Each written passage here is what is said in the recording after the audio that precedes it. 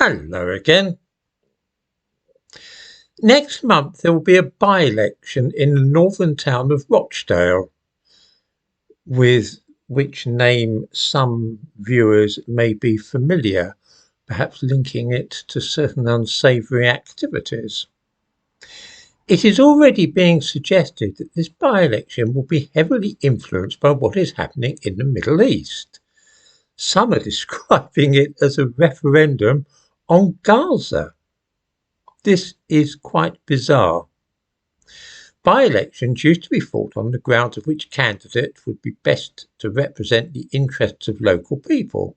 Sometimes they were seen as a test of how the government was doing. But now the main point seems to be who can show himself to have the soundest views on Islam and the right attitude towards various conflicts taking place across the Middle East. George Galloway is standing as an independent pro-Islamist candidate, and the main political parties are all thinking about the best way that they can suck up to Muslims in the town and so win their votes. In short, an English election is turning out to be more about Islam and Pan-Arabism than it is about what is happening in the town where the election is being held. This seems to me a little odd. I've made no secret of my own views on the Middle East, but these are my affair, and I don't think they should play any part at all in the British political process.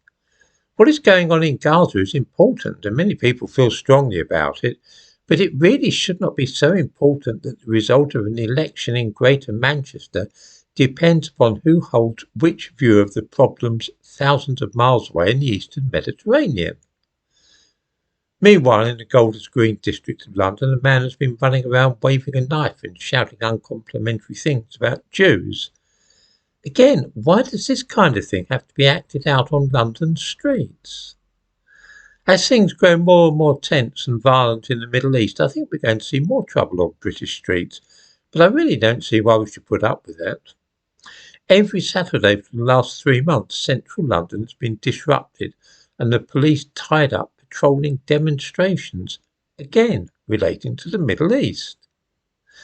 I wonder if it would be possible for the people in this country to drop all this business and start focusing a little more on what's happening in Britain. Lord knows we have enough problems here to deal with without embroiling ourselves too deeply in other countries' affairs. The election in Rochdale is being viewed by some as a measure of the Labour Party's policies on the Middle East, rather than their possible ability to run the country. This is, to say the least of it, an undesirable state of affairs.